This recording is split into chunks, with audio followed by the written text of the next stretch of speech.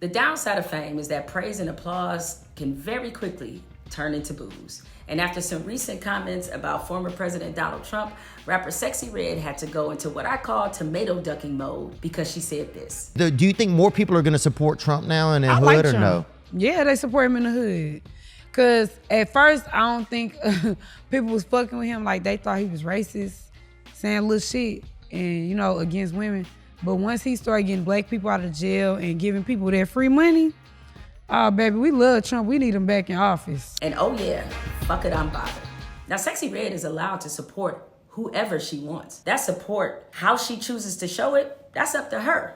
But if you put out misinformation, that I have a problem with. Now, I'm choosing to see this as a teachable moment because Sexyy Red is not the only black person who goes around saying what she said. Let's start with her first claim, which was that black people love Donald Trump. Now, there ain't nary a poll that shows any kind of overwhelming black support for Donald Trump. It's marginal at best. According to an August poll conducted by The Economist and YouGov, an online market research firm, 18% of black people view Donald Trump favorably. Per the Messenger Harris X poll in July, it's roughly the same in terms of favorability. The Emerson College poll, also conducted in August, same rate. So I don't know what hood Sexyy Red is referring to, but every piece of data suggests this is what the hood is on. Fuck Donald Trump. Yeah, nigga, fuck Donald Trump.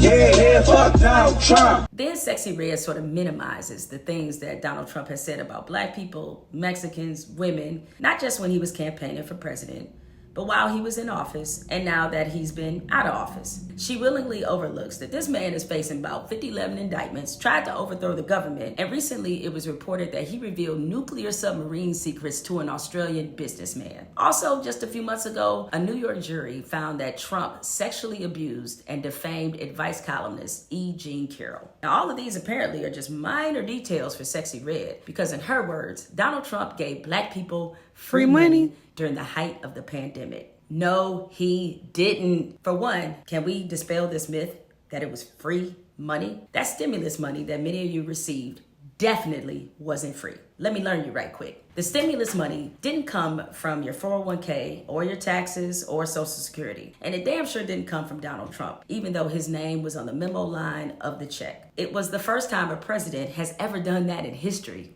And the reason Donald Trump did it is because he knew folks like Sexyy Red would be going out there and saying he personally gave them money. Now, I have to admit, that shit was kind of smart. Diabolical, but it was definitely smart. So where did the money come from? Actually, it came from the Treasury Department, and it was funded by the Federal Reserve, which prints our money. Now, the Treasury Department gave the Federal Reserve an IOU and basically said we good for it. And then it was added to our ever-expanding national debt. Now, eventually, we gonna all have to pay for that one way or another. Also, it was Congress who passed the stimulus package that helped Americans during the pandemic. Now, next up, Sexyy Red said that Donald Trump got black people out of jail. Yes, it is true that Donald Trump signed the First Step Act, which was a bipartisan bill that addresses sentencing reform. It shortens federal prison sentences and gives federal prisoners additional chances to avoid mandatory minimum penalties. It also allows a judge to impose a sentence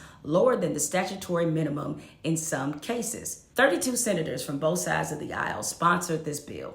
But here's some key information, boys and girls. While in office, because of the First Step Act, Trump granted 28 pardons and commuted 16 sentences. By comparison, when Barack Obama was president, he used his executive authority to, let me check my notes here, grant 1,900 people clemency, the highest figure since Harry Truman's administration. Now, before Trump took office, only 3 federal executions had taken place since the Supreme Court reinstated federal executions in 1988. When Trump was president, 13 people were executed in 7 months, and many of those prisoners who were freed under the First Step Act, Trump's attorney, William Barr, tried to send them back to jail.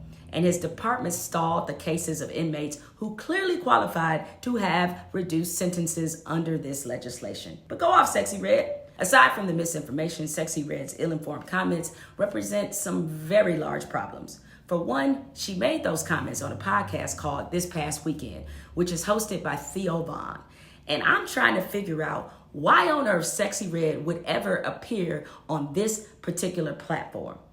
The host is known for being very conservative friendly, and that's putting it mildly. Previous guests on this podcast have included Roseanne Barr, who set fire to her career because of racist and anti-Semitic comments she made. Tommy Lauren, a well-known conservative fool who has said so much dumb shit, I need another 20 minutes to explain it all. And Robert F. Kennedy Jr., who the other Kennedys don't fuck with because he often sounds like the crazy uncle that had a little too much wild turkey at the barbecue. He's constantly peddling baseless conspiracy theories. Now, when I voice criticism about Offset's interview with podcaster Bobby Altoff, this is exactly the shit I was talking about. Black artists going on platforms that don't align with the culture they are trying to serve because of the obsession to go viral means more than having some substance. Now, conservatives in general also have a long history of using black faces to spread propaganda and make them feel comfortable about their own racism. Oh, hey, Tim Scott.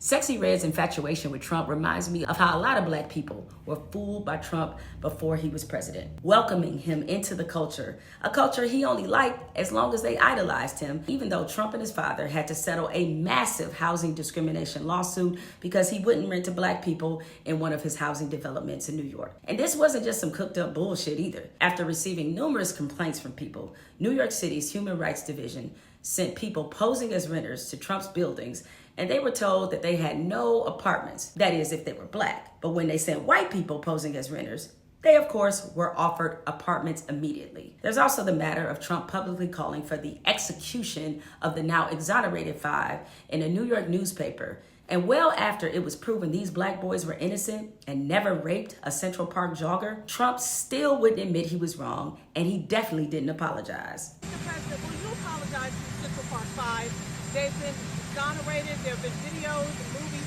shown about the case, and you came out with a full-page ad saying that they should die, that they should have the death penalty. Why do you bring that question up now? It's an interesting time to bring it up. You have people on both sides of that. They admitted their guilt.